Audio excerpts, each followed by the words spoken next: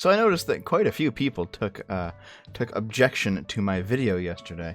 And I mean, that's fine. We don't always have to agree on everything, right? The point of yesterday's video was that it doesn't really matter how many people are out there being idiots. Yeah, it's bad, and yeah, they shouldn't do it. And yeah, if what they're doing is illegal or even immoral, they should be held accountable for that. But that, to me, the greater problem is government overreach. The greater problem is the unwarranted restriction of freedoms. But I do understand the opposing point of view, you know, this idea that this virus is going to kill a whole bunch of the boomers, and therefore anybody who loves their parents or loves their grandparents is going to want to stay inside. Well, yeah, but that's voluntary, isn't it? I mean, if you live with grandma and you have to go outside for some reason, well, that should actually be a pretty good motivator for you to be responsible while you're out there. I'm not saying don't wear masks, I'm not saying don't wear gloves, I'm not saying don't practice social distancing. I'm not saying don't do all of those things that responsible individuals should do. What I'm saying is that it's not up to the government to do that for you. And in fact, you can make a blanket statement that quarantine itself can actually be seen as unethical, at least from some points of view. Consider Typhoid Mary. Was it ethical for the government to quarantine her? Typhoid Mary was somebody who could spread typhoid fever around, but didn't actually have the symptoms of it herself. She was an asymptomatic carrier.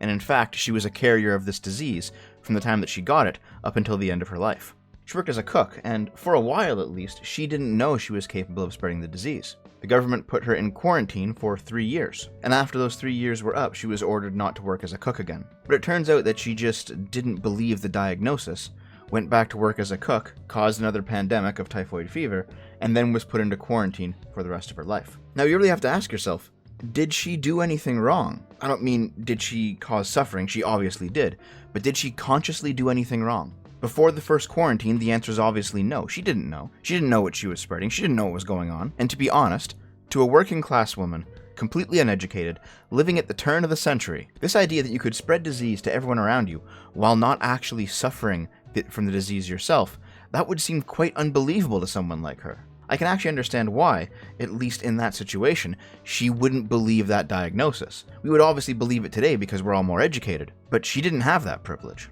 But in a more general sense, in terms of natural rights, did she do anything wrong? Sure, she was ignorant, but she didn't go around purposefully spreading typhoid fever. I mean, maybe she did deep in her heart, like, who knows, right?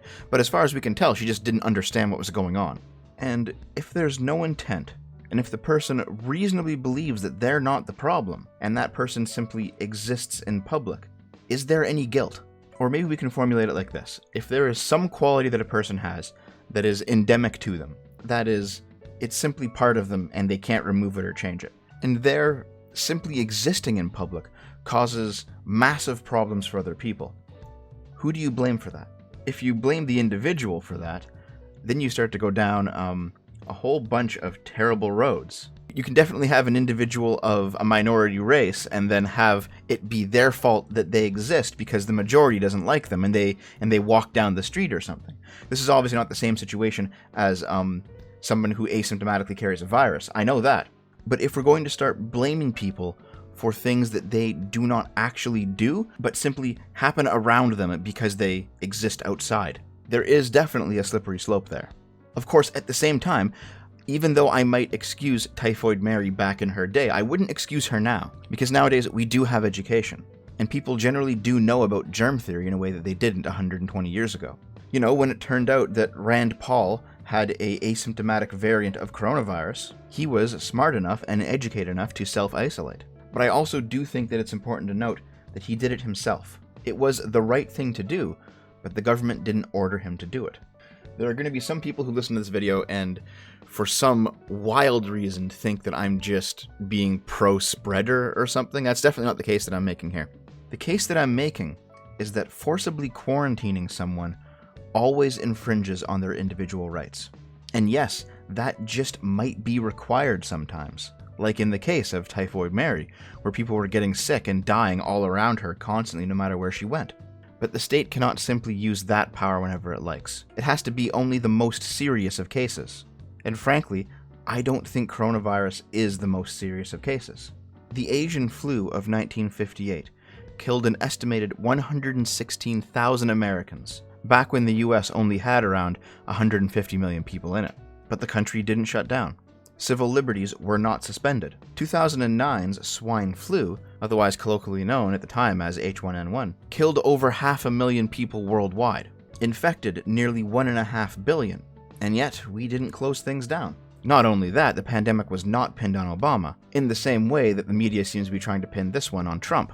Why they're not pinning it on China, I'll never understand. Your average flu season infects around 1 billion people a year, and again, you might get 500,000 deaths a year from it. We don't strip people of their civil rights and close down the entire world for 4 months a year. I'm not saying that coronavirus isn't serious, it is. I'm not saying that any of the things that we're currently doing aren't helping.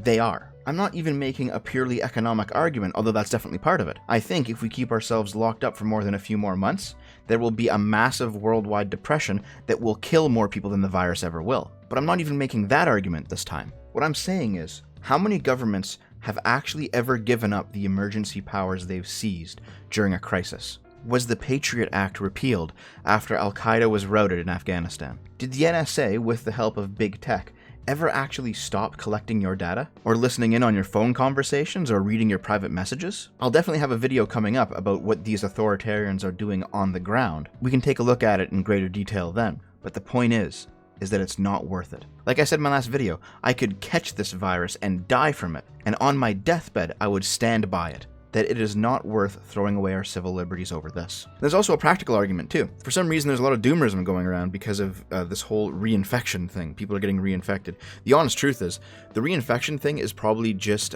really bad testing methodology from earlier in the outbreak. People who thought they were sick weren't actually sick, but the test showed that they were, and then they ended up catching it later. I do think that at the very least, getting sick provides you with partial immunity. Maybe not full inoculation, but definitely partial immunity. And here's why. We've seen generally a slowdown in the acceleration of cases worldwide. We're not talking about China's numbers, because China's numbers are very obviously made up at this point. There is no way that in the past month they only got like 3,000 new cases. There's no way. They have millions over there, and they're just not telling us. But in places where numbers are more likely to be reliable, we've seen this slowdown in acceleration. And you could say, maybe that's because of all the various treatments that we've discovered, or maybe it's because of the social distancing, or everyone staying inside. Yeah, maybe. But also you have areas where the country didn't actually lock things down all that strictly, and we're still seeing a decrease in the acceleration of new cases. What that says to me is that there's probably some kind of asymptomatic variant going around between people that's going relatively undetected.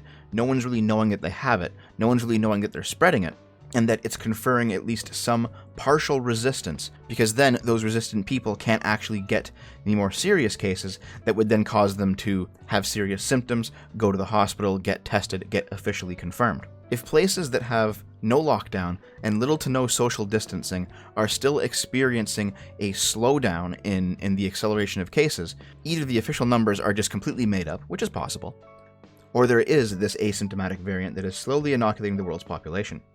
And frankly, if that's the case, if nature really is handling this thing on its own, then social distancing can actually hinder that. If you have an asymptomatic variant and you're not spreading it to everyone around you, well then they're not getting the benefit of it. I'm also not saying that we should never have locked things down in the first place, because we obviously should have. But the lockdown was for a specific reason. Yeah, they call it flattening the curve, but here's what it actually is. It was to do a few things. 1, ramp up local production capacity, such that they can start making their own masks and ventilators and other things and not have to rely on China to deliver it to them, because they're not delivering them right now. And we've done that. Western companies are in fact jumping into the fight and making all the stuff that we need. It's almost like a World War II era thing where everyone's kind of pulling together to do what needs to be done. 2, the time was to be used to develop an effective treatment. It seems like hydroxychloroquine is that effective treatment.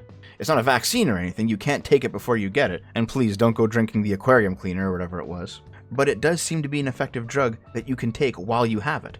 And vaccines are being developed. There are some universities here in Canada working on vaccines. I know France is working on a vaccine. This stuff will come, and this time was to be used to get those efforts started, which we've done. In other words, a worldwide quarantine was needed to basically buy us enough time to research the virus, develop treatments, and manufacture what we need to actually fight it. And for the most part, we've done that now. I'm not saying don't stay in. If you want to stay in, stay in. I'm not saying don't be more careful than normal when you go out. If you want to, go ahead. I'm saying at this point, the state should stop restricting people from leaving their houses. It is an overreach of government authority. It is a power grab. Human rights don't stop being human rights just because there's a pandemic on. Anyway, that's just my point of view. Again, I'm not some kind of like secret super spreader or something. I'm not denying that this virus exists. I'm not denying that it may in fact be serious. And it will certainly kill people, and no one wants that to happen. What I'm saying is, at this point, I think the greater threat is the authoritarians in the government who view this as an opportunity to consolidate power. Anyway, thank you for listening to me ramble a little bit. I am enjoying the fact that whenever I do a video that is literally just my thoughts and not like analysis of news or with articles or something, but just me working something out in my head, that you guys still like listening to it. So thank you very much for all your support. I'll see you in the next video. I love you.